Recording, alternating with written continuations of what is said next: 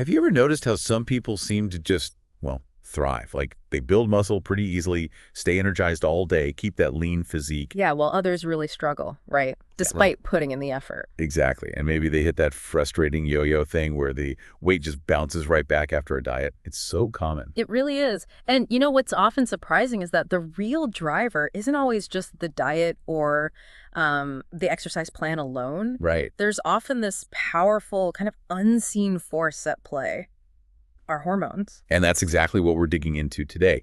Hormones as these unseen architects shaping our weight, our energy, muscle, just our overall vitality.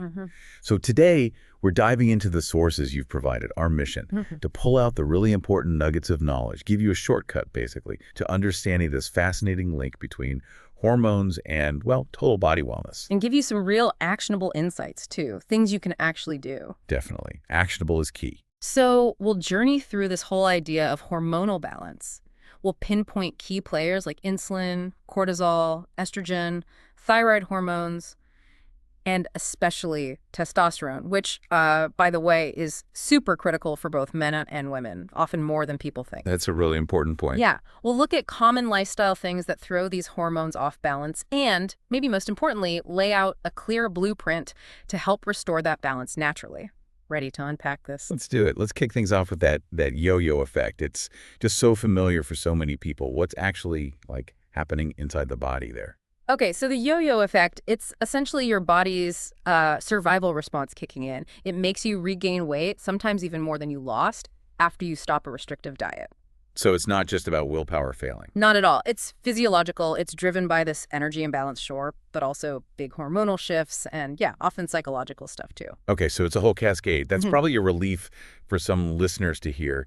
Can you walk us through how that cycle typically plays out? Yeah, sure. It usually starts when someone, say, drastically cuts calories or carbs, like really goes for it.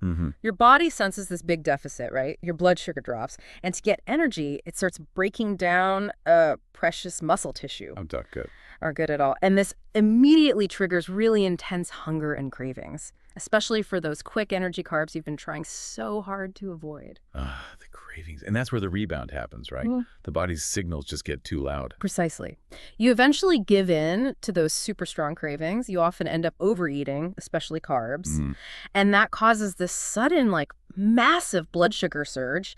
And that surge tells your body, store fat, gain weight fast, often pushing you past where you even started. It's a really frustrating loop. Your body's just trying to get back to what it thinks is safe. Okay, this next bit is key then. How do we stop this cycle before it even begins? What's the fundamental thing we need to focus on? The absolute key, the foundation for preventing this, is stabilizing your blood sugar. That's it. Stabilizing blood sugar. How does that help? Well, when your blood sugar levels are nice and steady, your body gets into this prime state for burning fat. You protect your muscle, those intense cravings really diminish, and your energy stays consistent. Okay. It's sort of the sweet spot for sustainable wellness. It keeps those hormonal architects working with you, not against you. And the flip side, what if blood sugar drops too low, say from skipping meals or maybe exercising hard on an empty stomach? Yeah, that's the exact opposite problem. Too low blood sugar forces your body into muscle burning mode for fuel. Yeah. And paradoxically, it makes it cling onto fat reserves, like a survival thing. Your energy just tanks and those crazy cravings come roaring back. It just highlights why consistent, balanced fuel throughout the day is so, so important. Stability is king then. Okay. Now, you called hormones these secret orchestrators, the unseen architects. Yeah. Let's back up a tiny bit. What are hormones, fundamentally, for someone who kind of knows but isn't, a scientist? Right. Think of them like your body's master engineers. Or maybe messengers. They're chemical signals released into your bloodstream from special cells in your endocrine glands. Okay. Their job is to travel around delivering these tiny but really powerful instructions to different organs. They dictate pretty much everything, energy, mood, you name it. When these signals get mixed up or the engineers are off schedule, the whole system struggles. And their jobs are just incredibly wide-ranging, aren't they? Way beyond just weight. Oh, absolutely. They touch nearly every system.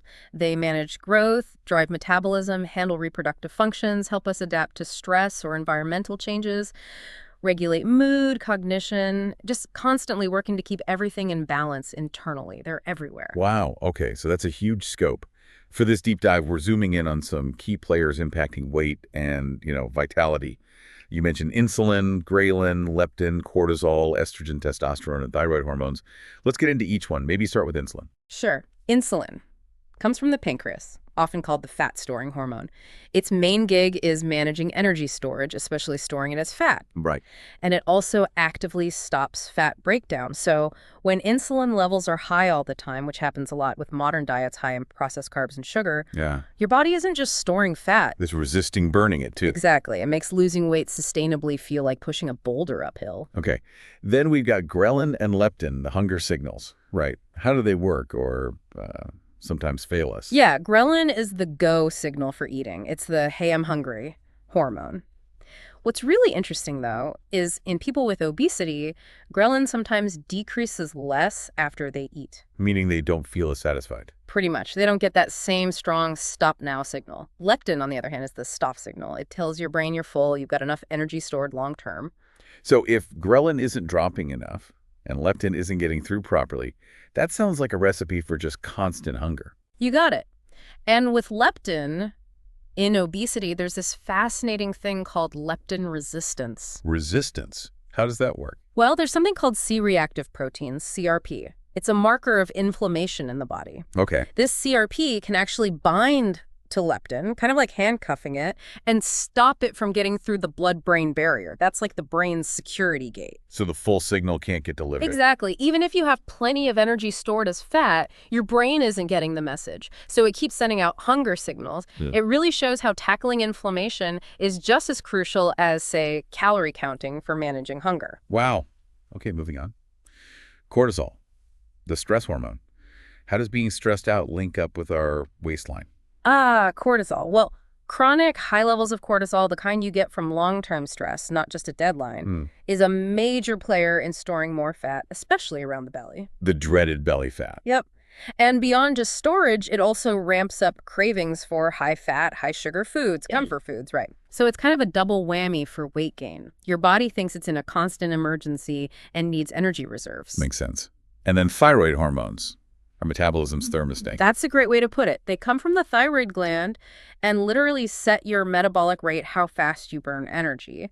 Too much thyroid hormone, hyperthyroidism, speeds everything up. You tend to lose weight. I think too little. Too little. Hypothyroidism slows everything down, causes weight gain, fatigue, feeling sluggish. It's all about that balance. Now, estrogen, we usually think of it for women, but you said it's important for everyone's metabolism and health. Absolutely. Women produce way more, obviously, but it's vital for both sexes. And what's really interesting is that both high levels and low levels can lead to weight gain. It's not straightforward. Yeah. And connecting this to aging, as estrogen naturally declines in women during menopause and also in older men, it often contributes specifically to that increase in belly fat. It's a big factor in how body shape changes over time. Okay. And finally, testosterone. You called this the unseen architect of strength and vitality. For everyone. Let's really unpack that. Yes, I really want to emphasize this. While men make much more, testosterone is absolutely crucial for women's health, too. It's not just a male hormone. Where is it made, then? In men, mostly the testes, some in the adrenal glands. In women, it's the ovaries and also the adrenal glands. It's fundamental for both. So what does it do? Beyond the obvious associations, what are its sort of foundational roles? Okay, its functions are super diverse. Foundational, really. First, muscle growth and repair. It's a key anabolic hormone. Meaning building up. Exactly. It tells your body to build new tissue, especially muscle, by boosting protein synthesis. Second, fat metabolism. It helps you burn fat more efficiently, and it reduces fat storage, particularly around the middle. Research consistently links higher T levels with lower body fat percentages. Okay, muscle and fat. What else? Third, energy and vitality. Optimal testosterone is directly tied to higher energy levels, less fatigue, and just a general sense of well-being, of drive. When it's low, people often feel sluggish, unmotivated. You mentioned bones too, right? Yes. And maybe mood? Yes. Critical for strong, healthy bones. It helps reduce the risk of osteoporosis as we age in both men and women. Right. And definitely beyond the physical. Testosterone significantly influences mood, motivation, even cognitive clarity. Low levels can contribute to brain fog, irritability, sometimes even depressive feelings. Wow. And of course, its well-known role in libido and sexual function for both sexes.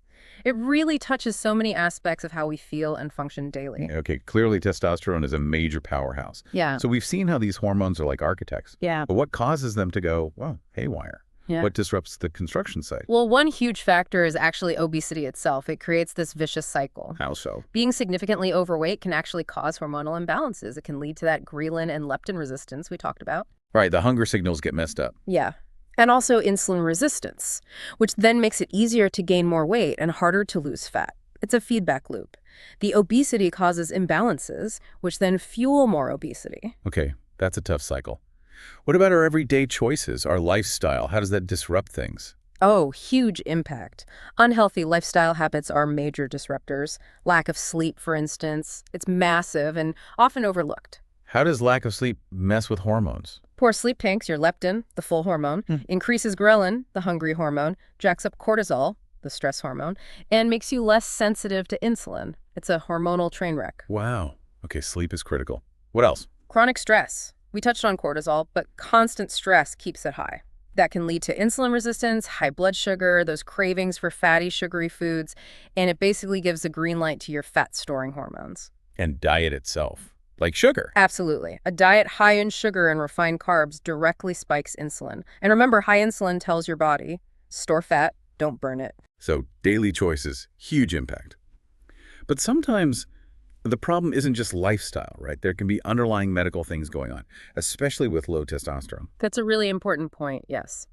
While lifestyle is often the main driver, sometimes hormonal imbalances, like low testosterone, clinically called hypogonadism, have deeper medical roots. Okay. And these can generally be grouped into problems with the glands themselves, like the tests in men, or issues with the brain's signals to those glands from the hypothalamus or pituitary. Can you give some examples, maybe some less obvious medical reasons for low T? Sure. It can range quite a bit. There are genetic conditions like Klinefelter syndrome, sometimes infections like mumps if it affects the testicle. Holy. Mumps, yeah, it can happen. Or conditions like hemochromatosis where there's too much iron buildup. Certain medications can interfere too, like some strong opiate pain medications. Even things like HIV/AIDS or inflammatory diseases that affect the brain regions controlling hormone release. And of course, aging is a risk factor, as is previous cancer treatment like chemo or radiation. So if someone suspects a real issue, lifestyle changes might not be enough. Exactly. If you have persistent symptoms like really low energy, decreased sex drive, loss of muscle mass, maybe even things like breast tissue development in men or osteoporosis, it's crucial to see a doctor and get properly investigated. Don't just assume it's lifestyle. That's really helpful context. But the good news for many people is that there is an actionable blueprint. We can often naturally restore balance. What are the big picture principles? The foundational principles are those keys we keep coming back to. Number 1, maintain stable blood sugar. Number 2, adopt a genuinely healthy lifestyle across the board. And number 3, get a handle on chronic stress. Those are the bedrock. Okay, bedrock established. Now let's get into the specifics. You mentioned a 7-pillar strategy for naturally optimizing hormones, especially testosterone, which we now know is vital for overall vitality. What's the blueprint? All right, here's a really powerful 7-pillar approach. Pillar 1, prioritize strength training. This is like arguably the most potent natural stimulus for boosting testosterone. Con training. Focus on big compound movements. Squats, deadlifts, bench presses, overhead presses, rows, things that use multiple large muscle groups. Aim for maybe 3-4 sessions a week. Okay, lift heavy things. Got it. Pillar 2? Optimize sleep. This is non-negotiable. Most testosterone production happens during deep sleep stages. You really need to aim for 7 to 9 hours of consistent, high-quality, restorative sleep per night. Skimping on sleep absolutely crushes your T level. Huge, and so often sacrificed. Okay, pillar 3. Manage chronic stress. We talked about cortisol being the enemy of testosterone, so you need daily practices to tame it. Meditation, deep breathing, yoga, just spending quiet time in nature, hobbies you love. Find what works for you and do it consistently. Makes sense. Pillar 4. Embrace healthy fats. Remember, testosterone is literally made from cholesterol, so you need those healthy fat building blocks. Think avocados, olive oil, nuts, seeds, fatty fish like salmon, which are also rich in omega-3s. Okay, healthy fats are in. What about the rest of the diet? Pillar 5. Ensure adequate protein and micronutrients. Protein gives you the amino acids needed for muscle growth and repair, which ties into the strength training. Right. And certain micronutrients are critical. Zinc is huge for testosterone synthesis. Find it in red meat, oysters, pumpkin seeds. Vitamin D is also vital. Get it from fatty fish, some fortified foods, and sensible sun exposure. Okay. Protein, zinc, vitamin D, pillar 6. Maintain a healthy body weight. This loops back to what we said earlier. Excess body fat, especially that deep visceral belly fat, contains an enzyme called aromatase. Aromatase. Yeah, it converts your precious testosterone into estrogen. So having too much body fat actively lowers your testosterone. Losing excess fat, therefore, naturally helps boost your T levels. Ah, the conversion factor. Okay. Yeah. And the final pillar, number 7. Limit alcohol and processed foods. Excessive alcohol intake directly messes with testosterone production and is hard on your liver, too. Right. And processed foods, typically high in sugar, unhealthy fats, low in nutrients, fuel inflammation, and insulin resistance, both of which drag down testosterone and disrupt overall hormonal harmony. Ditch the junk. Okay. That's a solid 7-pillar framework. Yeah. Now, connecting back to the yo-yo effect and blood sugar stability, are there specific eating habits that support this hormonal balance day to day? Yes, definitely. To keep that blood sugar stable and support your hormones, try eating smaller, more frequent meals. Maybe every 3 to 4 hours. Instead of just 3 big ones. Could be better for stability, yeah. And crucially, include good quality protein in every meal and snack. Eggs, fish, chicken, Greek yogurt, nuts, beans. Protein everywhere. Pretty much. Oh. Also, try to eat a protein-rich breakfast within about an hour of waking up. Help set your blood sugar for the day. And aim to have your last meal at least 3 hours before bed. Gives your digestion a break overnight. And the golden rule? Don't let yourself get absolutely ravenous between meals. That often leads to poor choices and blood sugar spikes. Stay ahead of the hunger. Got it. Are there any specific superfoods for hormone balance people should maybe try to include more often? Well, superfood is a strong word, but some are definitely supportive. Those omega-3 rich fish like salmon and sardines are great. Avocados, nuts, and seeds for healthy fats. Green tea has beneficial compounds. And various beans and legumes offer fiber and micronutrients that help. Variety is key. So let's bring this all together for you, our listener. We've really unpacked how optimizing your hormones naturally can have this huge ripple effect. It's clearly not just about, bigger muscles or losing fat, is it? Not at all. When you step back, the big message here is about total well-being. When you get these unseen architects working properly, you're likely to feel it everywhere. More energy, sharper focus, better mood, deeper sleep, just more vitality. Yeah. It's really about reclaiming that overall sense of feeling good and functioning well, moving beyond just surface-level fixes to something much more foundational and sustainable. It really does feel empowering. So thinking about all this, what's maybe one testosterone optimizing strategy or one hormone balancing tip that you listening are excited to try implementing this week? Yeah, maybe it's finally prioritizing that 7-8 hours of sleep, or adding one more strength training session, or consciously adding healthy fats to each meal. Just pick one thing to start. Exactly. Yeah. And maybe a final thought to leave everyone with. Consider this. How might truly understanding this complex hormonal network inside you empower you to listen more closely to your body's signals, to move beyond the quick fixes, and really tune into what supports your deepest, most sustainable wellness?